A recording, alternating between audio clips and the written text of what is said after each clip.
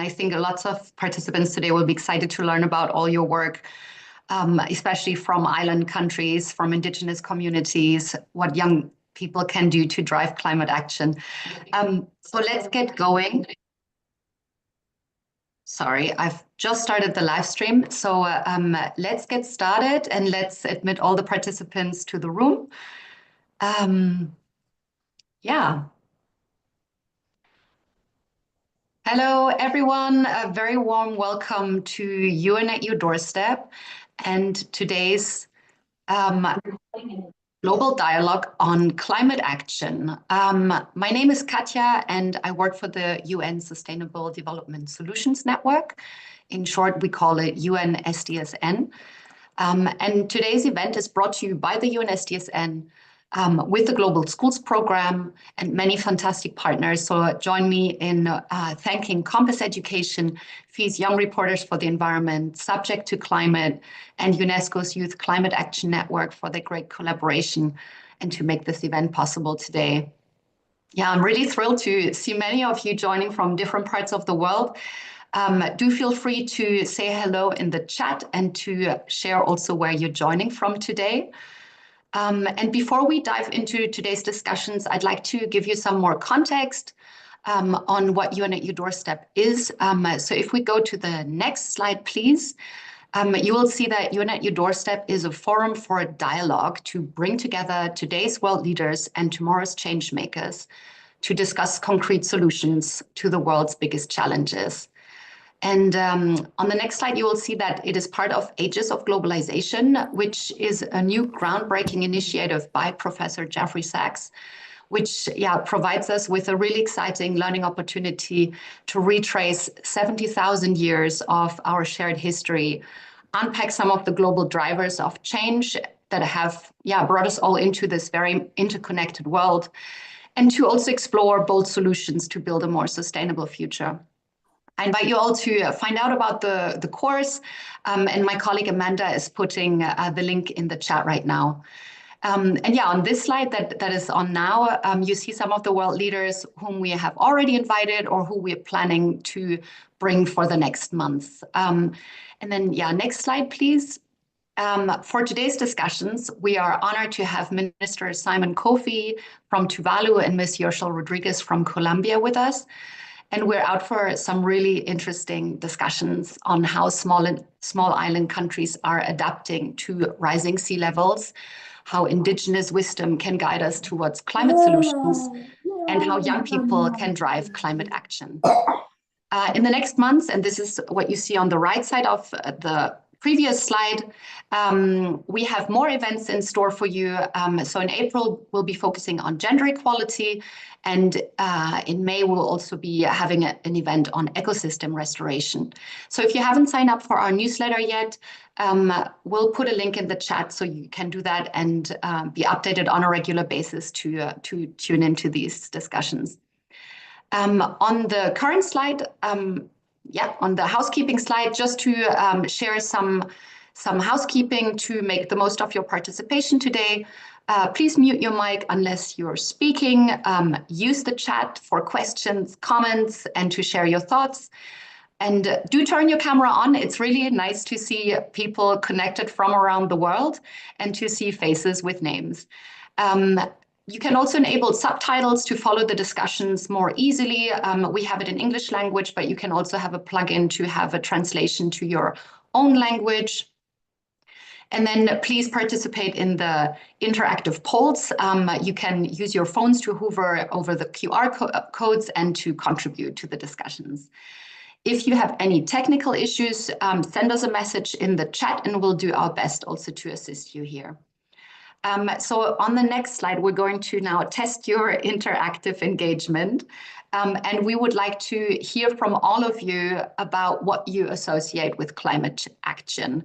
So please take your phones, hover over the QR code with your cameras to go to the Mentimeter, or you can go to the chat and my colleague Amanda is putting the link there so you can connect to the Mentimeter and share 2 to 3 keywords that you associate with climate action. And I'll give you a minute to just think about this, to access the Mentimeter. All right, so maybe we can take a look at the next slide and see if we already have some results. Here we go. They're starting to come in. That's exciting. Okay, so we see community, future and engagement and optimism, investment and hope. I'm so happy to see optimism and hope there. I think it's something so important because it does sometimes feel like we're just one person in our local community and there's not much we can do, but there is so much we can do, especially when we come together and we join forces and we advocate and we take action. It does inspire others to take the same routes. Maybe we can refresh once more because I'm sure that we have had more responses come in the meantime. Yeah, here we go. Wow. Okay, so future is coming out, then hope, community, together, sustainability, youth, adaptation, and responsibility, ecosystem, collaboration, justice. Fantastic. Oh, wow. These are all incredible. I'm sure we could be talking days on end on all of these, but I'm sure a lot of the discussions today will be touching on many of these. And I would like to now hop and dive with all of us into this discussion. And I'm very honored to introduce you to Honorable Minister Simon Kofi and Ms. Yershel Rodriguez. I'll give you some brief background and I'll invite them to take the floor. Simon Kofi is a member of Parliament and Minister of Transport, Energy, Communication and Innovation in Tuvalu. You might have seen him in a video message that he gave for COP26, where he stood knee-deep in rising waters, really alerting the world community to his island's not so potentially distant future. And yeah, Minister Kofi has been really instrumental in positioning Tuvalu as a leader in climate resilience and digital sovereignty, playing a key role in the creation of Tuvalu's digital nation to preserve its governance, culture, and identity. And his efforts have influenced global discussions on statehood, securing recognition of Tuvalu's sovereignty, even without a physical territory. Minister Kofi, we're super thrilled to have you here today. Thank you so much for joining. And now I'm also really excited to introduce to you Yershel Rodriguez. She's an environmental engineer, climate activist, and researcher from Colombia's Afro-Caribbean Rizal community in the Sant Andres, Providencia, and Santa Catalina Islands. And she's played a historic role as a plaintiff in Latin America's first climate lawsuit, which held the Colombian government accountable for Amazon deforestation. She has represented island and indigenous communities at COP25, 26, and 27, pushing for stronger climate action and policy commitments. And as a coordinator of If Not Us, Then Who, she works on indigenous-led climate initiatives, and through the Sea, Land and Culture Foundation, she fights to preserve Rizal ecosystems and heritage. Yeah, Minister Kofi, Ms. Rodriguez, we're really honored to have you here with us today. Thank you so much. You're both really a living proof for us of leadership, of resilience, and we would like you to get us all started now by introducing everyone to SDG 13 on climate action, and also to share maybe a few words about your personal and professional drive to tackle this global issue. So maybe I'll hand it first over to Minister Kofi and to share a few words. Thank you, Katja, and good morning or good evening, wherever you are tuning in from this morning. It's a real pleasure to be joining the call today and to talk about climate action. Obviously, this is a matter that is very personal to myself, and as someone who comes from one of the smallest countries in the world, Tuvalu, we're the fourth smallest in the world. In terms of population, we're probably the smallest.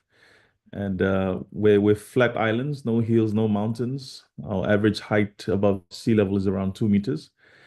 So we are at the front lines of climate change, and we are being impacted as we speak now.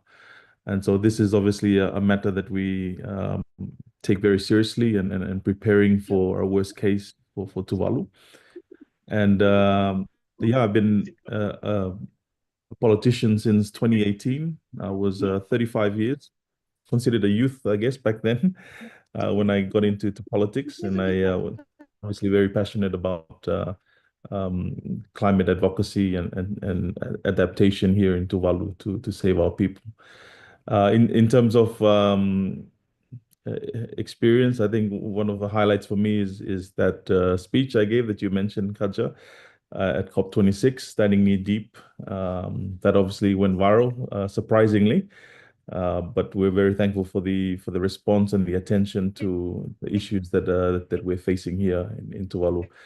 I guess another issue also that we've been looking at recently is this idea of a digital nation, and I'll probably talk a bit more about it later on. But essentially, we're looking at a worst case for Tuvalu. Scientists are saying that the islands could be fully submerged in a matter of 50 to 100 years. The islands could be fully underwater. And so as a responsible government, we started looking at how can we best plan for that situation. Can Tuvalu exist without physical territory? Can we still participate in, at the UN and on the international stage? So we started looking at how we can best prepare for that. And we've been advocating for permanency of statehood, for example, and also creating a jurisdiction online that represents the nation of Tuvalu. So these are some of the innovative approaches we've taken, but there's also a very strong message in that people sit up and pay attention that there is a country that is preparing for a worst case scenario, and we're hoping that does translate to concrete climate action from other countries around the world. So that's me in brief, and I know there's a limited time, but thank you very much for the opportunity. Thank you, Honorable Minister, for sharing these insights and all that you do in Tuvalu for not just creating attention, but also preparing for the future. And I know we have some youth and student questions on that topic to you that will also be discussed today. And I'm happy to also now hand over to Yoshel Rodriguez to share her perspective. Thanks, Katya. And like you guys said before, my name is Yoshel Rodriguez. I am an environmental engineer from the Afro-Indigenous community of the Raizal people in the islands of Old Providence, San Andres, and St. Catalina. And we're home to the third greatest coral barrier reef we have in the world. And like I have shared in various spaces, we are the guardians of these treasures, and we also are front lines to what's happening in climate change, not only in the deterioration of the coral reef ecosystems, but also as being an island, we're facing also rising of sea level, but also we are losing a lot of our ecosystem dynamics due to climate change, and we're facing a lot of disasters. And today, when I talk to you about the SDG13, like Minister said, it touched very deeply because it touched us as community, as people, and we're putting the face to these people that are living in the front lines. We are those people, and we're very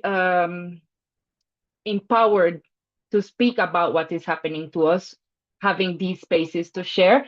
And for me, I have lived this climate reality from I'm very small. I have lived two extreme hurricanes, the last one being in 2020, named Hurricane Iota, that was category 5, that destroyed 98% of our island. Our island is also a small island. We're 5,000 people there. So imagine like all the houses, a lot of what we knew as our island was just simply destroyed. But we had something at our favor, and it was this amazing ecosystem that we have cohabitated with for so long, that have granted us food, everything that we have need to live there, but also have granted us protection. For us, having the coral reef had helped us in the hurricane for the waves not to be so harsh on the community and on the land also, or mangroves were part of these like barriers for the winds and all of that. And it take down the mortality rate from a normal Category 5 hurricane from thousands to just having like 3 fatalities. And that's like it sounds very bad, but it's an amazing number within the catastrophic scale of what a hurricane can be. And this is have touched our sense of security, and also it has also stripped us from a lot of our like ancestral knowledge, in the sense of that we have lost a lot, like our infrastructure was totally destroyed. The way we used to cultivate was also modified by this devastation. So part of my work is about action and impact. So I was part of this historic lawsuit in the Colombian government in 2018, demanding for stronger policies to protect the Amazons. Why we did that, I being an island person, because I know that if we protect the Amazon rainforest, it also conduces to better health in the global environment of the world, because all the ecosystems are connected. So through impact storytelling and environmental education, I have tried to amplify the voices of these frontline communities that are fighting to protect our lands, our water. And yeah, super excited to be part of this conversation and to give further details on the work that we have been doing. Thank you so much. Yeah, I think we're out for some really exciting discussions, and we will definitely get into more details on some of the points that you highlighted. But Unit Your Doorstep is also about putting youth and young people to the forefront of these dialogues. So I'm going to now hand over the moderation to Mr. Antonio Diaz, who is a very engaged youth, I think a role model to many young people out there. He's represented Mexico as a lead youth negotiator at different COPs. He's also been involved with different global networks. You see his screen background with SDSN Youth, but also with UNESCO's Youth Climate Action Network. He's really been championing greening education. He's contributed to UNESCO's greening curriculum guidance, which has recently been published. And he's now going to take over the discussions. Antonio, over to you. Thank you. Thank you so much, Katia. Good afternoon, everyone, and thank you for being here for this important discussion. I am honored to be here today moderating this critical discussion on climate action and resilience. As a young climate advocate for Mexico, I've seen firsthand the devastating impacts of climate change, longer droughts, more extreme weather, and increasing urgency to act. But I have also witnessed the power of communities, innovation, and collaboration in driving solutions. Today, we will explore how geography, technology, and institutions must interact for humanity to effectively adapt and mitigate climate change. First, we turn to the Pacific, where small island developing states are on the front lines of the crisis. Minister Simon Coffey, you have been a powerful advocate for Tuvalu and other states. What solutions have emerged from your region that could inspire global climate adaptation efforts? Thank you, Antonio, and good to meet you. Yeah, as I mentioned earlier, Tuvalu is on the front lines of the impacts of climate change, and obviously other Pacific Island countries as well. So we are adapting to the impacts of climate change. We've seen seawalls being erected, reclaimed land. These are ongoing projects, and obviously very expensive projects, even beyond the means of the Pacific Island countries to be able to afford it. But we've also been very active in the advocacy space on the international stage. Obviously, climate change is a issue that cannot be resolved by one country. It requires all countries to cooperate and come up with real solutions. And so advocacy is obviously a very important role that we try to play. And I think we've also looked at how we package our messaging over the years. we've always targeted leaders at COP meetings, but we felt that it's important that we reach out to the wider population. In fact, there's a lot of people that don't even know these issues about climate change and countries that are being affected. So we've tried to package our message in such a way that it appeals to the wider audience. And we feel that if more people know about the issues and are educated on the issues of climate change, that would then translate into the kind of leaders that they elect and the pressure that they put on their leaders to take stronger climate action.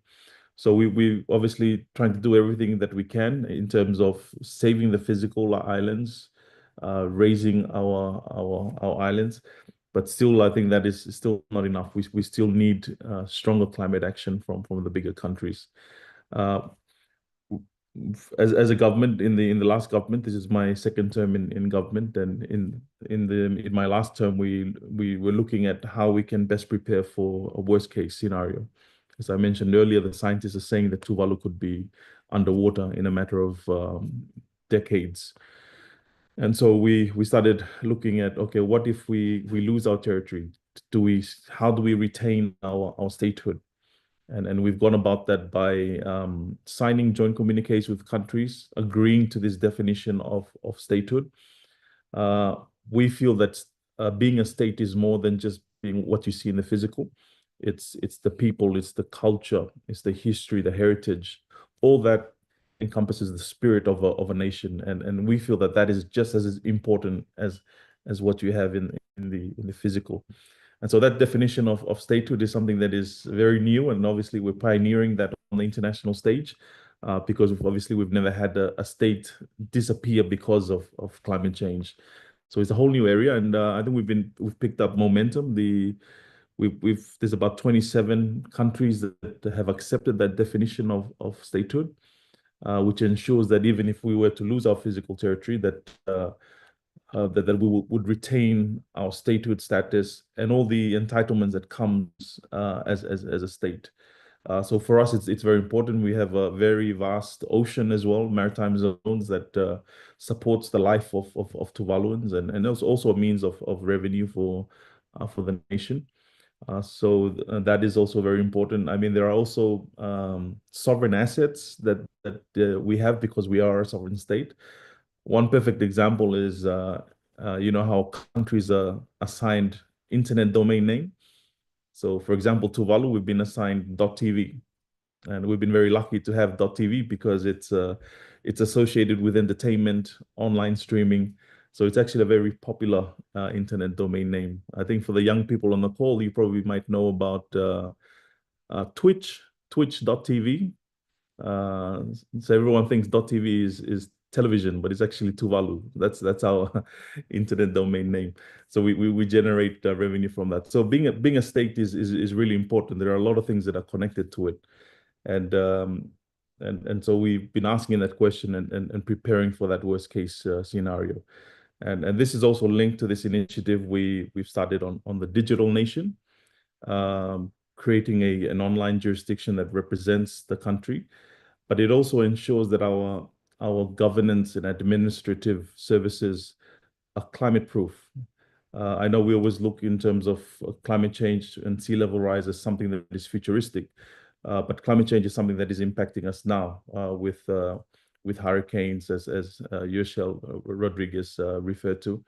Climate change takes many forms and for different countries, and so looking into the digital space, looking at how we can use technology to best climate proof our systems is something that we're also looking at and developing Tuvalu as a digital nation.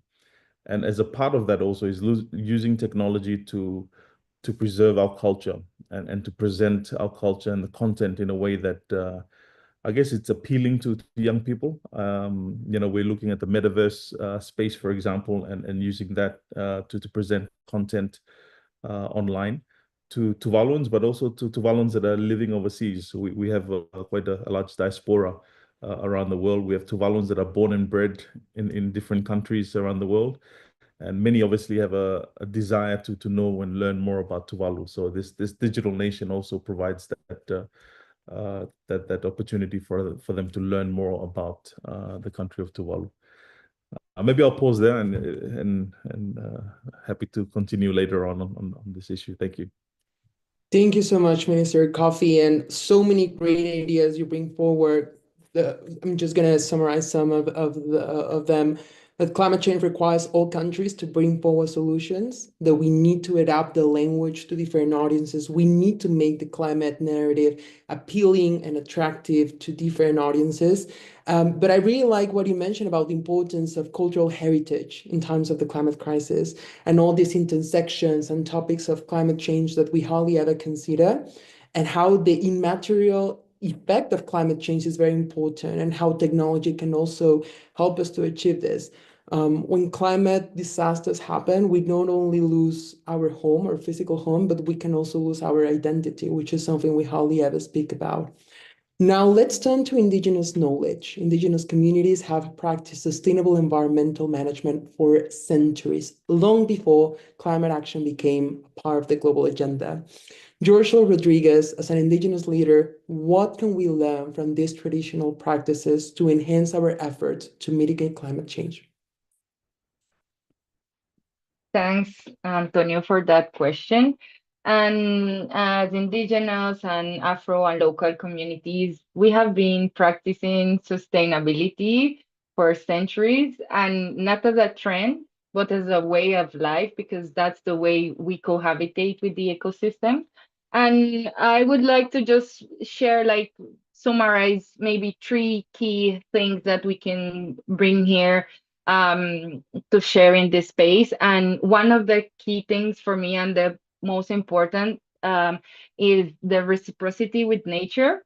Unlike the extractivist models we're accustomed to, we're used to in these modern times, our ancestral knowledge promotes a lot of balance and stewardship, and we don't own the land, or we don't own the sea or anything around us. We are part of it because all of us are interconnected. And also this perspective that we have bring forward to the climate movement have also helped change and shift the perspective on how we do climate action, not only for fighting to stop exploitation, but also seeking regeneration and regenerative systems and economies. And another thing that I can bring forward here is the community-led conservation. And like I shared before, in the Raizal community, we protect the coral reef that represent 77% of the coral reef of Colombia. And it's one of the key hotspots in the world of biodiversity. Also, we know in the Indigenous communities from the Amazon regions, they have protected over 80% of the remaining biodiversity that's there, and we can effectively address that these ecosystems are much more healthier, and we also support the climate solutions. And the other thing that I can bring here is resilience and adaptation. Our communities have been in the front lines and carrying the torch for adaptation and resilience for centuries. And traditional farming, water management, house techniques adapted to the climate change in our island. We have several ways that we made the tops of the house so it directions the wind, so they are not so harsh on the houses.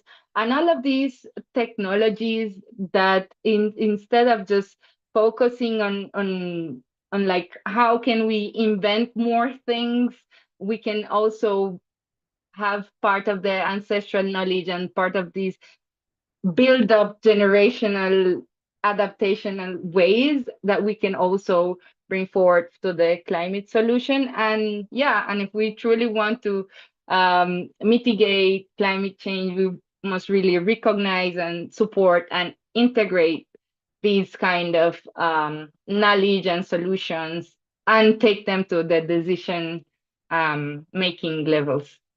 I can share that for now. Thank you so much, Giorgio. You were to remind us that climate solutions are not just about new technology, but it's also about respecting and integrating traditional wisdom. I really love your message about reciprocity with nature. Nature is not a resource for human. We do not own it. We are part of it. And we need to change our perspective and change this idea of exploitation for regeneration. And I really love also the importance you give to community and grassroots efforts, since they have showcases the importance of resilience and adaptation. At the end of the day, climate change affects us all, but it does not affect us all in the same way. And Indigenous people have showcases that also innovation and nature are not enemies, but they are actually allies in this climate effort. Now, I want to bring in questions from young people around the world who have submitted their concerns ahead of the session. The first question is for you, Yershel. Joe from the United States asks, how did you join the climate lawsuit against Colombia, and what impact did it have on Indigenous rights, climate action, and government policies? Oh, thanks for that question. And it gives me a little space to amplify more about what we did in that space. So this starts with Yershel being a very inquisitive researcher, and I was working on understanding how the seagrass beds from our islands are part of the climate solution, because they also absorb part of the CO2 that is delivered to the atmosphere. So they are also part of the climate solution. And in our islands, due to tourism, they were like taking these seagrass beds away because they're not pretty enough for the tourists. So I was like advocating for that. And then we were talking about Paris Agreement and how in Colombia we're deforesting. I was talking about deforestation in the sea, and in this case we were talking about deforestation in the tropical zone in the Amazon rainforest. So we start to understand how everything is linked. And with 25 other young people, we had kids and other ranges of age of young people from different parts of Colombia were talking about how the climate change was affecting them in their municipalities, and as kids, how can this affect our future?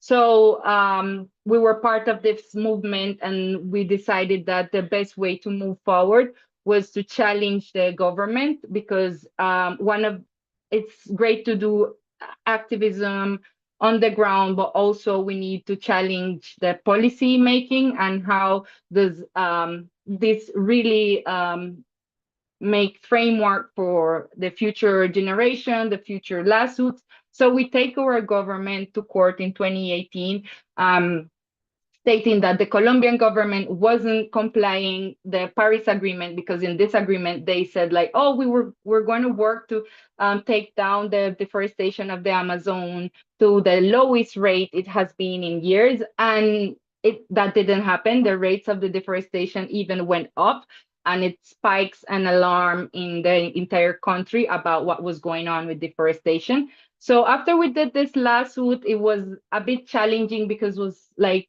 talking about rights of nature, and this discussion around 2018 wasn't like as that mature as it is now. So it was we had to go to court many times just to get the concept, and also that helped a lot to the ruling because we get ruled in favor. And then after that became a statement for our government, and they also give rights to the Amazon rainforest. And when I say give rights to the Amazon rainforest, I don't mean as a person that can go and vote or do things or get a credit card or stuff like that. I mean, she is subject of protection from the government, further investment, further planning, and a much more integrated way of managing this ecosystem. So that was something crucial and historical in Colombia, granting the Amazon rainforest subject of right. And that also strengthened a lot the rights for the indigenous communities of the Amazon, because part of what we propose in this lawsuit was that the indigenous peoples are the best protectors of the rainforest, and we demand for policies that respect their government, their governance, and their land tenure. Also, this set a precedent for the Colombian Supreme Court that, like I said, granted the Amazon subject of right, meaning that the government have to protect this very important ecosystem for the world. And it also pushed a lot climate action, because 2018 was a very crucial year of rising of movements. Then we had afterward the rise of Fridays for Future and a lot of youth movement and youth action that really build up from all of these little things that were igniting around the world. So yes, I can share that about how like this process have strengthened not only the youth, but the indigenous rights and land tenure, and also have been the host here in Colombia of the COP30 was super important around biodiversity, indigenous rights, and also the inclusion of the Afro descendants into the policy of also being part of the stewardship and the protection of very crucial ecosystems in the world. So yes, super happy to have been part of that, and I'm still working on several fronts. And yes, we must keep on doing stuff. We got the energy for it. Thank you, Yershel. And that case was definitely a landmark moment for climate justice, showing that legal action can be a powerful tool in holding governments accountable. And for all our climate leaders in the call, remember that you have a strong power, which is your voice, and use it, because that is the only way we can say what nature can't. Next, a question for Minister Coffey. An anonymous submission asked, Hi, sorry, Antonio and dear speakers. Sorry that I had to interrupt. I really appreciate your sharings. However, we're going a little bit off time since we have more discussion rounds prepared for later. So if we could wrap up from here and go to the next session, I would really appreciate it. Thank you so much. Thank you so much, Catherine. So very briefly, Simon, if you can give us a very brief message about the importance of the efforts you're doing and what is next for Tuvalu. Thank you. As I shared earlier, scientists are predicting that Tuvalu could be underwater in about 50 to 100 years. And so having that knowledge and understanding, I almost liken it to someone who's been diagnosed with cancer. You've been given a termination date.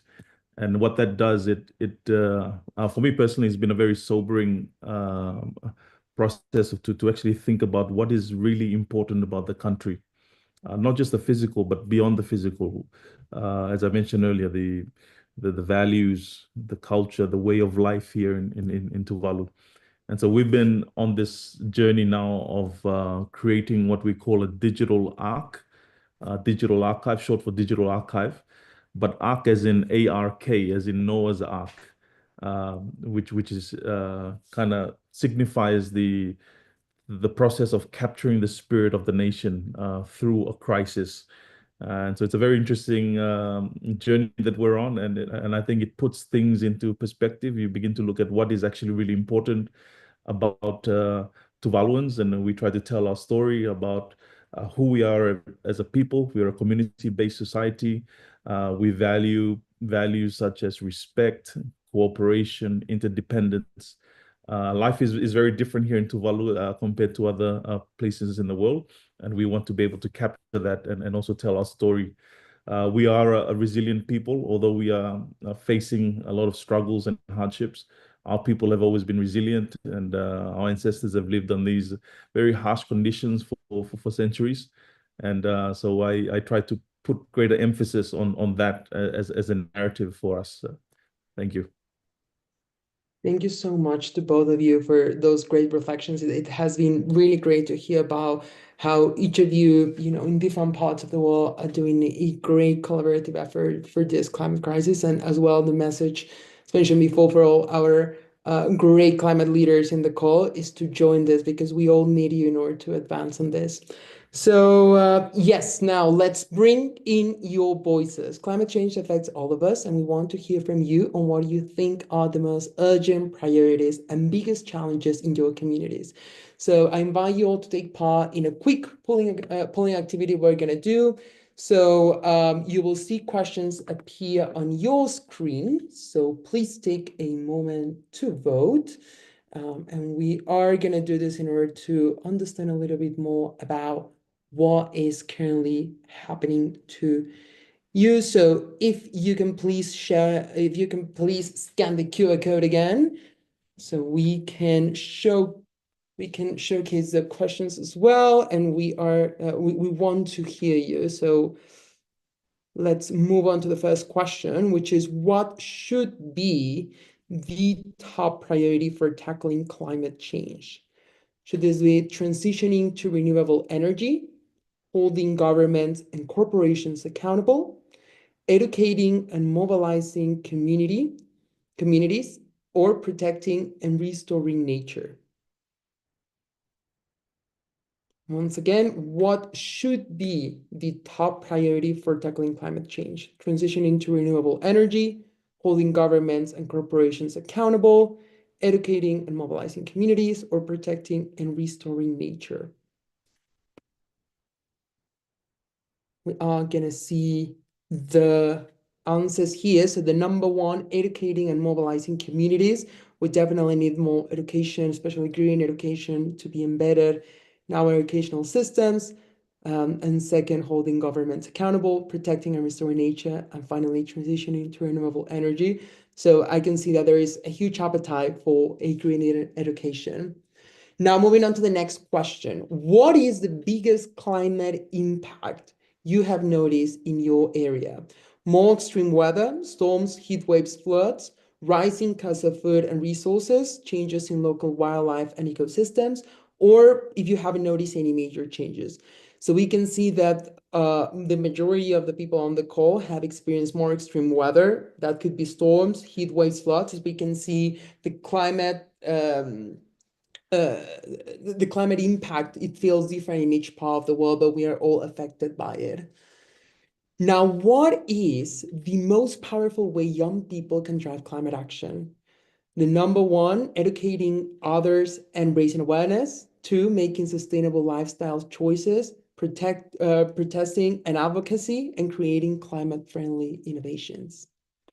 And finally, which of these common climate myths do you still hear the most? And there are plenty out there, but the poll we included for this poll was: one person's actions don't matter. They do. Climate change is just a natural cycle.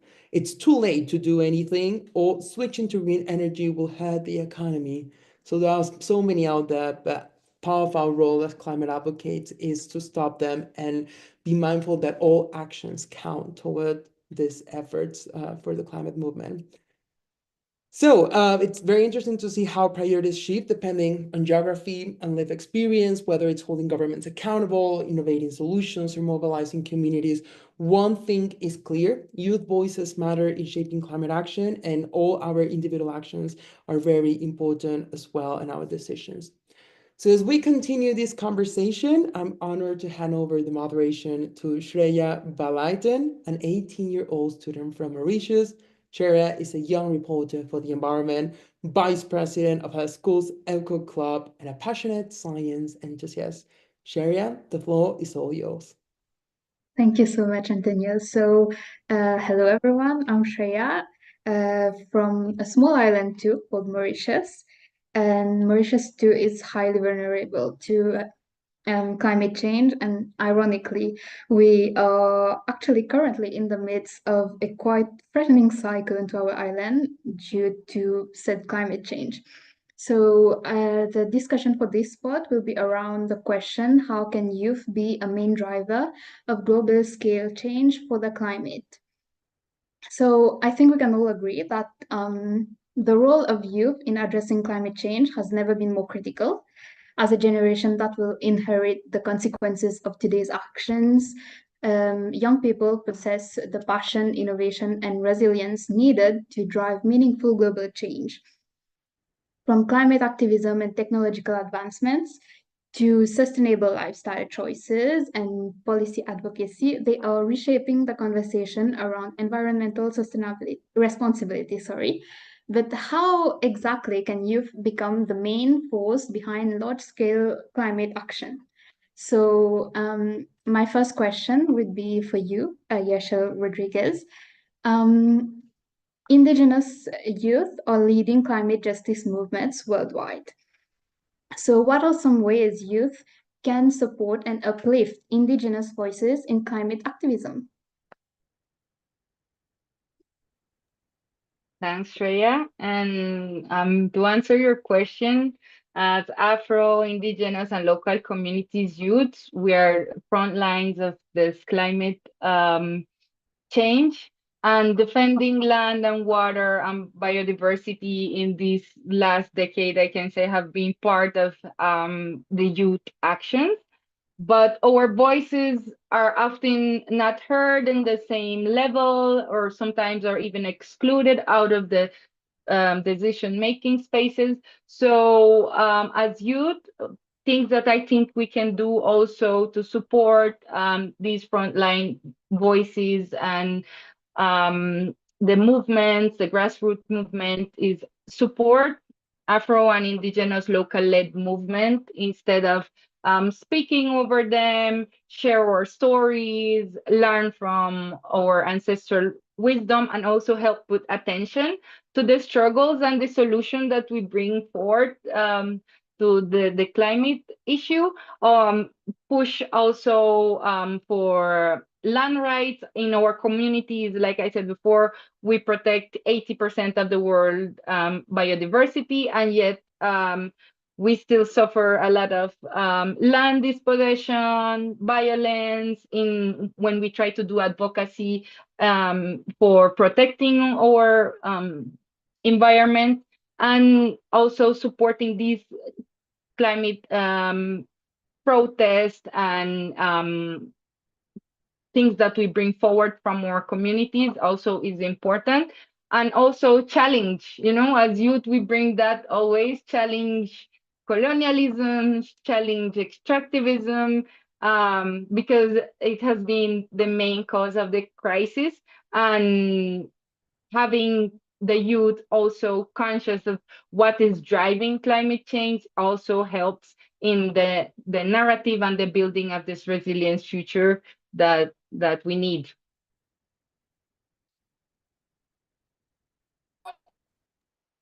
Thank you. That was really interesting, and I really connect with you on the points that you've mentioned on about listening to actually those who are struggling with the matter, and also sensitizing the youth about what is actually causing the climate change so that they can understand the root of the matter.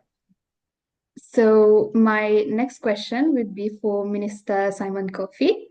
So many youth from SIDS, small island developing states, are calling for stronger climate finance and adaptation support. What steps can young people take to amplify these and other demands at a global level? Thank you, Shreya, for the for the question. I think every generation has an important part and role to play. For us here in Tuvalu, where in our traditional community setting, as you said, the young people provide that energy, that passion, which is not always there for the older folks. So you bring a very unique drive and motivation in our community. But that's not to say that the older folks are not important. They also have a very important role in providing wisdom and guidance and leadership. And so we have to look at this holistically and to see that we all have a part to play in this work. As you said, our young people in the Pacific have also been very active on the international stage.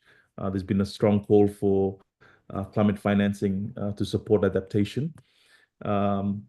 one point that I want to make is that it's not asking for, we don't want to be seen as people asking for money in that sense.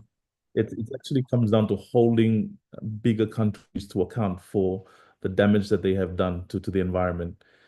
I give this analogy that if your neighbor started a fire and it got out of control and it burnt down your house, you're not asking for charity. You're demanding that they take responsibility for their actions, and that's the situation we find ourselves in today.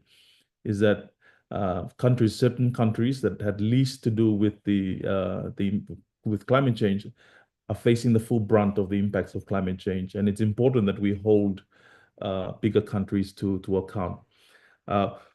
For young people on the call today, we do have a website called tuvalu.tv. If you go to that, we have a register there of all the ministers around the world that are responsible for climate change.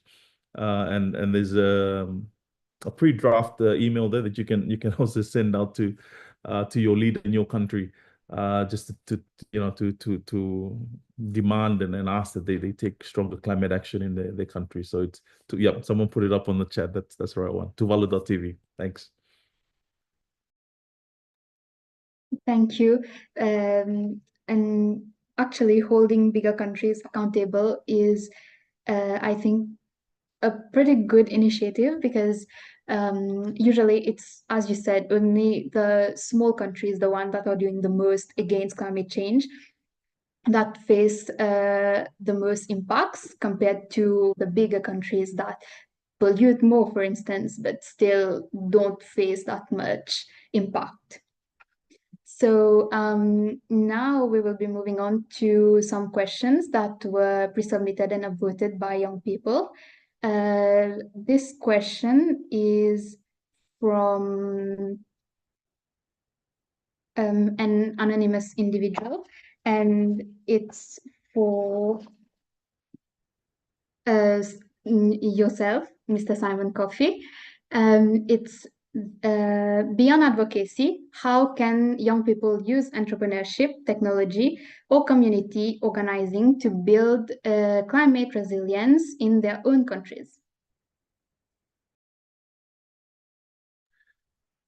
Thank you for the question. One thing that I try to encourage our young people here in Tuvalu is to make a shift from mere consumers of content. And I know social media and the internet can be very addictive, not just for young people, everyone here in the islands are always online. But we try to encourage to make a shift from just merely consuming content that is created by other people, and for us to be creative in ourselves, that we create content that is coming from Tuvalu or wherever you are in the world. And I think it's very important that our young people take that initiative and to tell your story. I think that is also very very important. The video I did at COP26, I didn't plan for it to have the impact that it did around the world. But I was just asked to deliver a speech at an event at COP. But because it was COVID and I didn't want to go through all the isolation and quarantine, so I decided not to attend and did a video instead. And the video, to our surprise, went viral online, and it had a huge impact. And I think it's almost an iconic image now that is associated with small island countries that are being impacted by climate change. So just any idea that you have, anything that you feel you feel strongly about, pursue that. You never know how that is gonna have an impact. So put your creativity for a good cause. And I mentioned earlier about this idea of a digital nation. When we launched that initiative, I've had people from the tech world contacting me and saying, wow, we didn't even know about Tuvalu. We didn't even know about the issues of climate change. People in the tech industry are saying, wow, the metaverse, we've always seen this as a space for entertainment, but now to use it for a good cause, to preserve a culture and a nation, now that's something that's worth their effort and their sacrifice to contribute towards. So, I mean, there are a lot of areas that we have not tapped into, and I encourage young people to look into those spaces. Thank you. Well, what I can take away from what you just said is that maybe thinking outside of the box would be the answer to actually finding an answer to such huge impacts against climate change. Thank you so much, Mr. Kofi, for those amazing words. And my last question would be to Yesha Rodriguez, and it's from Niloufe from Tangier, Morocco. And they said that many young people want to help but are unsure how to engage in meaningful activism. So according to you, what are some first steps they can take to contribute to climate justice in a way that has a real impact? I really, really like this question. Because climate change and climate activism can feel a little bit overwhelming and, but every action counts. And I think we can have like some concrete things, because this question have come up in several spaces, because the youth really want to know, how can I really, really engage, and how can I really make an impact in the climate change scenario. And the first thing is always educate yourself. And after you're well educated on the matter, you educate others, sharing the knowledge. Read, listen to podcasts, watch Afro, Indigenous, and frontline activists, social media, the content they create. I am currently running the training department of the Ifnaros Denhu NGO, where we also do stories from front lines, from Indigenous and Afro communities around the world. We also do trainings for these communities, so we can tell our stories from ourselves. So I super encourage you also to check out our website, check out the stories we have there, because we talked about land rights, climate change effects, and also climate solutions from the ground, from the people within the community. Also, take action locally, start working on the environmental issues around your own community. Sometimes we're looking like far outside of our scope, and we have issues right at our doorstep. Also, we can join and support these local grassroots and shift a lot of the situations that are going on locally. And like I said, support, join movements, and get involved. Just try to put yourself out there, getting involved, getting into the community, and see how can you help, and acknowledge from now that every action that you do matters and will also generate a very impactful ripple for the benefit of our climate. And yes, the most important thing, start where you are with what you have and grow from there. Climate action isn't about being perfect, is about being persistent, and is about seeking for this regenerative future. Thank you so much. And what we can take away from that is that, first of all, education is the first step, educating yourself and others about the matter, and then going on to doing even the slightest thing that you can. It will still matter, even though you don't really think so. It does actually make a difference. And from there, as you said, grow, and then maybe go and undertake bigger actions for a wider population, maybe. So thank you both of you for the discussion today. We will now be moving on to a crowd intelligence activity on Mentimeter. It will be brainstorming about impactful youth actions for SDG13. And the prompt is, what actions for the climate can young people take in their communities, countries, or the world?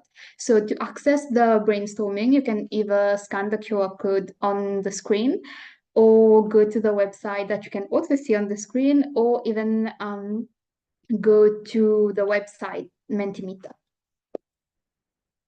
So we already have some answers. I will be reading some of them. So first is the youth must work together, and that is very true. Young people must be educated, involved in decision making, and follow the processes. That is also very true, as we have just discussed. Changing with their actions, the mentality of people towards environment activism is the answer. And we also have here, we decided to use technology to help with new automatic and more performant and effective engines than the mechanic ones, mainly to mitigate pollution. The name of our new engine is Trashlygen. That is very interesting. I believe that's from a country, though I don't know which one. So unfortunately, we won't be able to read all the answers, though I believe these answers will be sent to everyone by email afterwards. So that is it for my part of the moderation.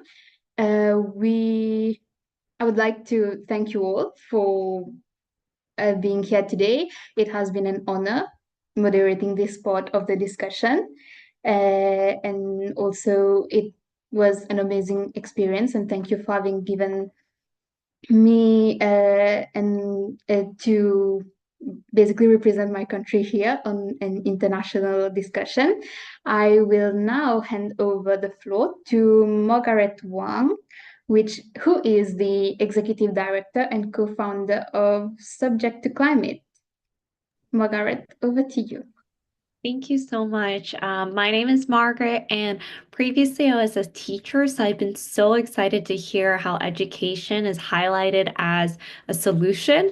And as you heard, I'm also the co-founder and executive director of Subject to Climate, a free online resource where we help educators integrate climate change into what they already teach. So everything that I do is in alignment with everything that was discussed, and seeing the power of youth-led solutions and educating and mobilizing communities as a top priority, as well as educating others and raising awareness. So today's session really highlighted the need for climate action and the power of youth-led solutions. And so we talked about geography, technology, institutions working together to address climate challenges. So grateful for our panelists. We learned from frontline perspectives in Tuvalu and Indigenous communities like Rizal. And we discussed how young people can drive meaningful change through advocacy, community action, and highlighting education. So I think a key takeaway is that we need to participate in climate action now, and young voices are essential in shaping that future. And we need to focus on education so that we're all doing this together. So I want to thank all the speakers and participants, and have a call to action of 1 to 2, actually 3 global opportunities for young people to engage in climate action. So the first one is that there's a post-dialogue pedagogical resource, and you'll see on the screen that there's an Earth Month calendar. So we talk about small actions and big change. There's 30 days of 30 activities that you could be involved in as part of climate action. We've also differentiated by age as well, and all these organizations have come together that our youth can also bring it to teachers, bring it to schools, so even more youth are being involved in this movement. Another thing is joining the hashtag Our Voice, Our Power for the hashtag SDGs social media challenge. And so this is another way we talked about the power of social media to be involved. And, you know, the last thing is quite simple, is just to educate and talk about it. There have been studies shown that if youth talk about it, they can change so many people's minds, including their parents and communities. Speaking of which, I'd love to invite the young reporter for the environment, Hunter Roy from Bermuda, to take the floor and to share their social media takeover and participate in the social media challenge of hashtag Our Voice, Our Power for the SDGs. So I'm going to hand it over to Hunter. Hello, everyone. Can you hear me? So my name is Hunter Roy. I am a student at Somerset Academy in Bermuda, and I am a member of Young Reporters for the Environment. I am so excited to be here and take over the youth social media on Global Social Media Challenge, hashtag Our Voice, Our Power. It is so great to see so many of you from across the world joining this UN at Your Doorstep event discussing climate action. Be part of the conversation and keep it going. Share your ideas and build a better future. So just scan the QR code on your screen to go to the social media conversations that you can join about climate action. To talk about climate action, taking my country, for example, Bermuda, I live on a very small island in the middle of the Atlantic. So being on an island, we need to protect our reef and our fish. Currently, we have whales migrating past Bermuda to their breeding grounds. So we need to protect them and the ocean around them, as well as ecosystems such as the Sargasso Sea, which house young fish and other marine life so that they can play their role in this world. If you want, you can share the message with your friends and family on social media, inspire other youth members to help save the environment, because we need it in this world. We need to save the environment. So join me and share climate issues in your country and what are your suggestions to fix them. Please scan the QR code to learn more. You can follow us on Facebook, Snapchat, Instagram, and LinkedIn. I believe it is Ages of Globalization that you can follow. And so thank you and have a great rest of your day, or for some people, your night. Thank you.